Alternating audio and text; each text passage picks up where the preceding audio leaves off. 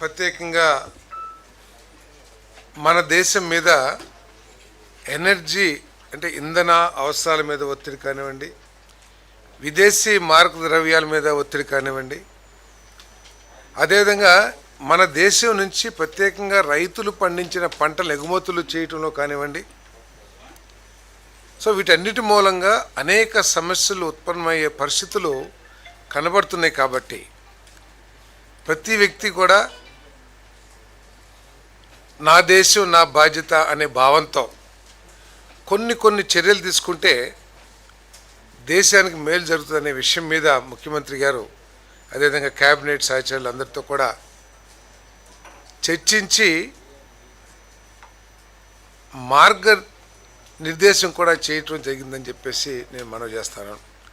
ప్రత్యేకంగా ప్రజలకి చెప్పే ముందు ప్రజాప్రతినిధులు, రాజకీయ నాయకులు అంటే శాసనసభ్యులు, ఎంపీలు, అందరూ మంత్రులు, అదేవిధంగా ప్రభుత్వ సంస్థల్లో అధికారులు కొన్ని చర్యలు అంటే ప్రజలను కూడా మోటివేట్ చేసే విధంగా కొన్ని చర్యలు తీసుకుంటే బాగుంటుంది.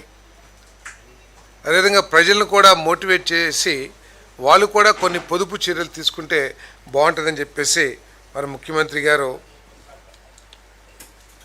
కొన్ని డైరెక్షన్స్ కూడా ఇవ్వటం జరిగిందని చెప్పేసి మనం చేస్తాను నేను.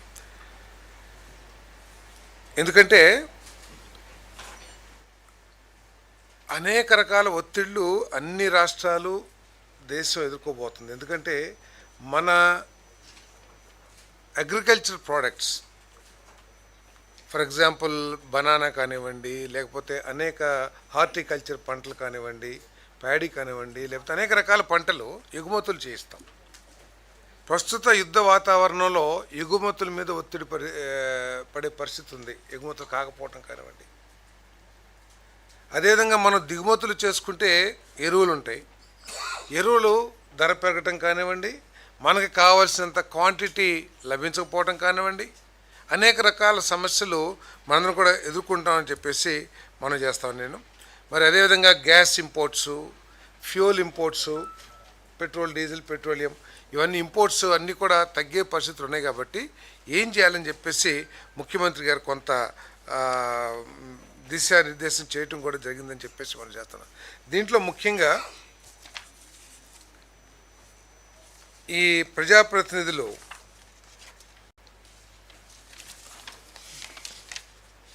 కాన్వాయ్లు, అదేవిధంగా ఎక్కువ వాహనాల్లో ప్రయాణించటం, అదేవిధంగా విదేశీ పర్యటనల్ని వీటన్నిటిలో కూడా తగ్గించుకోవాలని చెప్పేసి ముఖ్యమంత్రి గారు సూచించడం జరిగిందని చెప్పేసి మనం చేస్తాను నేను. అదేవిధంగా ఎమ్మెల్యేలు, మంత్రులు కూడా సాధ్యమైనంత వరకు పబ్లిక్ ట్రాన్స్పోర్ట్ సిస్టమ్ కూడా యూజ్ చేస్తే బాగుంటుంది.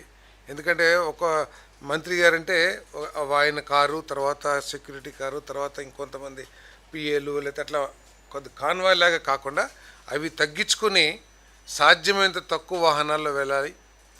అంతేకాకుండా అవకాశం వస్తే ఆ వాహనాలు పక్కన పెట్టి సైకిల్స్ కానివ్వండి, లేకపోతే పాదయాత్ర చేయటం కానివ్వండి చేయాలని చెప్పేసి కూడా. అంటే పాదయాత్ర అంటే ఇప్పుడు సపోజ్ ఒక టౌన్లో ఉన్నాము, ఒకళ్ళ ఇంటికాడ నుంచి ఇంకొకళ్ళ ఇంటికి వెళ్ళాలి, లేకపోతే ఒక బజార్ నుంచి ఇంకో బజార్కి వెళ్ళాలి. అక్కడ ఆ కొంచెం దూరం కూడా మనం కారులో వెళ్తాం. మనం కారులో ఎప్పుడైతే వెళ్తామో అన్ని కార్లు మన వెనకాల వస్తాయి, స్కాటు అన్నీ కూడా. సో అట్లా కాకుండా పక్క బజారే కాబట్టి నడుచుకుంటూ వెళ్తాం. ఇవన్నీ కూడా మోడల్గా మనం అందరూ కూడా ఉండాలని చెప్పేసి ముఖ్యమంత్రి గారు సూచించడం జరిగిందని చెప్పేసి నేను మనవి చేస్తాను. ఒకరోజు నో వెహికల్ ఫ్రైడే అంటే ఆ రోజు అసలు వాహనాలు వినియోగించుకోకుండా ఈ కాన్వాయ్లు బస్సుల్లో కానీ లేకపోతే అసలు వాహనాలు తగ్గించుకుని ఒకవేళ మీటింగ్స్ ఏమైనా ఉంటే వర్చువల్ మీటింగ్స్ కండక్ట్ చేయటం ఇవన్నీ కూడా చెప్పడం జరిగిందని చెప్పేసి నేను మనవి చేస్తాను. అదేవిధంగా అధికారులు కూడా అవసరం వస్తే 2-3 ఆఫీసులు కలిసి, అదేవిధంగా మంత్రులు కానీ కలిసి అంటే షేరింగ్ లాగా వస్తే కూడా కొంత అంటే దీని మూలంగా ఎంత వస్తుంది అనేది కాదు, ఒక మోటివేషన్ టు ది పబ్లిక్. అంటే దేశం క్రైసిస్లో ఉన్నప్పుడు మనందరం కూడా నిలబడాలి అనే స్ఫూర్తితో ఇవన్నీ కూడా డిస్కస్ చేయడం జరిగిందని చెప్పేసి నేను మనవి చేస్తాను. అదేవిధంగా వీక్లీ గవర్నమెంట్ డిపార్ట్మెంట్స్లో ప్రతి వారం కూడా ఎంత డీజిల్ వాడుతున్నాము, ఎంత ఖర్చు అవుతుంది, ఎన్ని కిలోమీటర్లు తిరిగేది, దాని మీద కొంచెం మానిటర్ పెట్టమని చెప్పి ఇంతకుముందు లేనిది కొంచెం చెక్స్ పెట్టమని చెప్పేసి చెప్పడం జరిగింది.